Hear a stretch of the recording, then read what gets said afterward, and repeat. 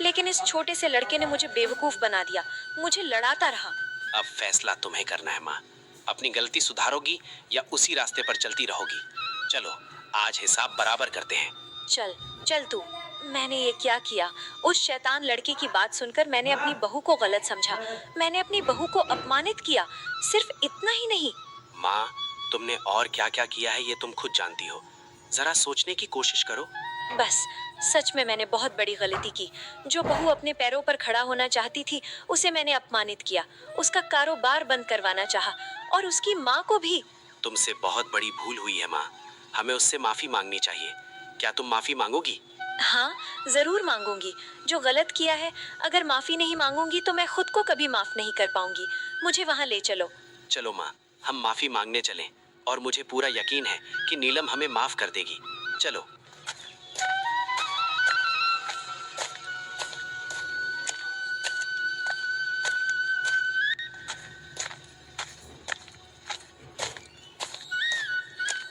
हाँ, अरे आप लोग इस समय यहाँ, कुछ हुआ क्या? क्या मैंने फिर कोई गलती कर दी? अरे इस समय कैसे आना हुआ? हम आप लोगों से माफी मांगने आए हैं। समझ नहीं पा रही कि किस मुंह से माफी मांगूं। आप ऐसा क्यों कह रही हैं माँ? यहाँ माफी मांगने जैसा कुछ नहीं है। मैंने बिना सोचे समझे तुम्हारा कितना अपमान किया।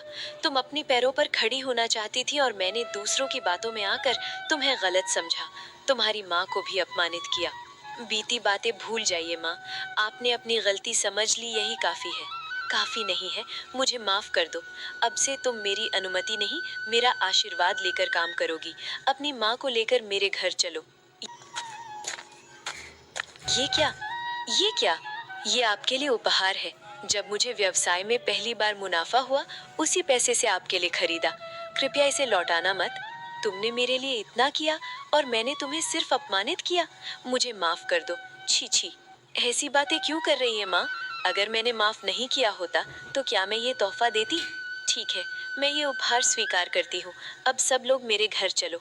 अभी नहीं माँ, पहले खाना बना रही हूँ। आप लोग पहले खाइए, फिर बात करेंगे। अब बताओ, क्या हमारे साथ चलोगी? मैं तो तुम्हें लेने आई थी।